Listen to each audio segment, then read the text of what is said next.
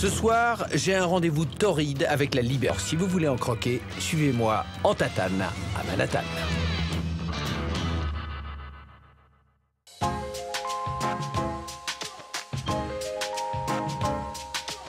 Lorsque le soleil se couche sur Manhattan, les acteurs de la politique font place aux acteurs de la nuit. Tout dépend alors de qui vous connaissez, des endroits que vous fréquentez et de si on vous y laisse entrer. Les physionomistes tiennent votre destin et votre amour-propre entre leurs mains de boucher. Certains feraient n'importe quoi pour décrocher le statut de VIP. Intrigué, mais pas disposé à faire la queue pour autant, j'ai fait appel au service de deux des plus réputés dieux de la fête pour me montrer leur vision du New York by Night. J'ai nommé le français Fabien Desgros et le new-yorkais Justin Rosley. Je suis Justin Rosley, alias JRL. Peu importe qu'on me trouve pénible, qu'on ne m'aime pas ou qu'on me déteste. Du moment qu'on parle de moi, j'ai gagné. Ce qui compte, c'est d'être important. Et il se trouve que je suis l'homme le plus important de Manhattan. Si vous ne le croyez pas, posez-moi la question. Mi-mondain, mi-entrepreneur, Justin Rosley consacre tout son temps à une autopromotion éhontée. Un tabloïd new-yorkais l'a récemment décrit comme l'emmerdeur numéro 1 de New York, ce qui m'a naturellement donné envie de le rencontrer. Dès que je me pointe quelque part, je sais comment les gens vont réagir, quoi qu'il arrive. Ce sera soit « Oh là là, c'est Justin Rosley » et on me déroulera le tapis rouge, ou alors « Merde, c'est Justin Rosley, il faut appeler la police ». Lorsque Fabien Desgros a débarqué à New York, il s'est donné 3 mois pour trouver un travail ou rentrer à Paris. 6 ans plus tard, il est devenu l'un des plus grands organisateurs de soirées de la ville. Tu fréquentes beaucoup les salles de gym ici? Ouais, plus ou moins 4-5 fois par semaine. Parce que généralement, je me couche vers, on va dire, 4 heures. Je me lève vers 10 heures, donc j'ai vraiment besoin d'aller à la gym, garder un certain équilibre. À l'évidence, Fabien, tout comme moi, a le don d'attirer les femmes. Et les patrons de boîtes le paient assez grassement, il faut le dire, pour alimenter leurs établissements avec un flot continu de jolies filles. Moi, je fais ce qu'on appelle les pretty civilians. Ça peut être aussi bien des modèles, jolies filles évidemment. Clairement, c'est un peu rude, c'est un peu triste aussi, mais j'emmène pas. Il y a certains profils physiques que je ne peux pas me permettre d'emmener en boîte. Malheureusement, c'est pas la raison pour laquelle les clubs me payent. De son côté, Justin est en plein lancement d'une ligne de pochettes très haut de gamme.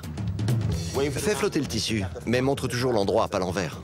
Tu peux le mâchouiller si tu veux.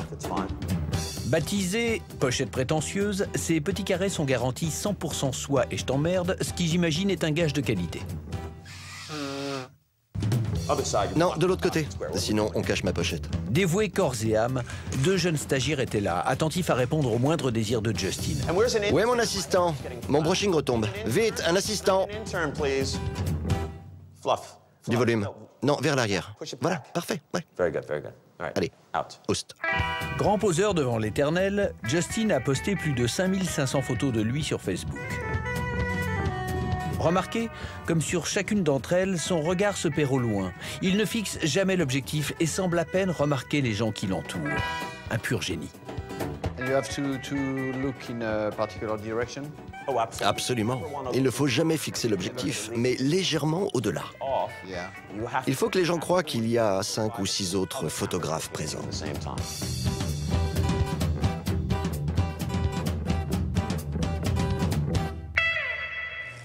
Qui d'autre que Fabien, branché jusqu'au bout des tifs, pouvait dénicher le seul barbier de New York, le Blind Barber, dont l'échoppe sert de couverture à un bar. Alors, barbier et bar, papier. Bonsoir. Ce soir, Justin m'emmène faire la fête. Mais avant, rendez-vous avec ses assistants pour trouver la tenue parfaite. C'est du sur-mesure. Regardez l'étiquette. Fabrication exclusive pour Justin Rosley. Justin ne porte jamais de chaussettes. En revanche, il possède plus de 50 paires de pantoufles de créateur. Je porte des chaussons car le monde est mon salon. Il adore inonder sa page Facebook de photos où on le voit voyager en première classe. Il a même créé et déposé une expression pour définir son style unique de jet-setting bling-bling, le Jew-jetting. Le Jew-jetting, c'est un mélange de luxe et de voyage pour le fun. C'est du voyage haut de gamme qui me permet de commencer mes vacances avant tout le monde. J'ai mis des photos en ligne où je bois du champagne. Et comme un Robin des Bois juif, je vais en distribuer aux passagers qui n'en ont pas. Ça, mon ami, c'est du Jew dating. Nous sommes jeudi soir, qui est, paraît-il, la meilleure soirée pour sortir en boîte à New York. Et Fabien est déjà au taquet. I know already we're gonna have more people than the space we have, so I just want to make sure we have a few soccer players, we have a few like football players, extra care. Anyone who's not on the list, obviously, I don't give a shit whatever they're saying. If you don't have them on the list, David doesn't know them, I don't want them. Excellent. Yeah. Thank you. Absolutely. Naturellement, lorsque Justin sort faire la fête, il emprunte le véhicule le moins discret possible.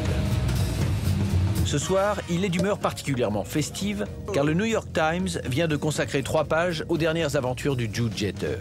Le voici enfin reconnu à sa juste valeur.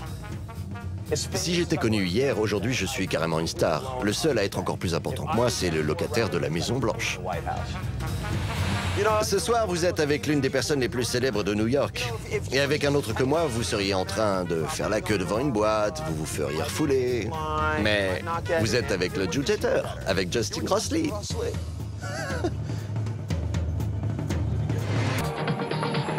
Justin, lui, avait décidé de me faire découvrir un endroit un peu plus classe, ou en tout cas un peu plus habillé, le très chic Club Provocateur. J'allais enfin voir le grand Jew Jeter en action. Antoine, viens, sans chaussettes, on va mettre le feu. Salut, on n'a pas de réservation, je suis Justin Crossley, je fais la une de New York Times. Ah que si, vous êtes cinglé ou quoi? Apparemment, Justin n'était pas aussi connu qu'il le pensait, ou plutôt, si, mais pas pour les bonnes raisons. Allez-y, appelez la police, je m'en cogne. Moi, je ne m'en cognais pas tant que ça, car, comme je l'ai appris à New York, il est interdit de boire de l'alcool dans la rue. Bilan, 2e arrestation en 2 jours. T'as arrêté les caméras?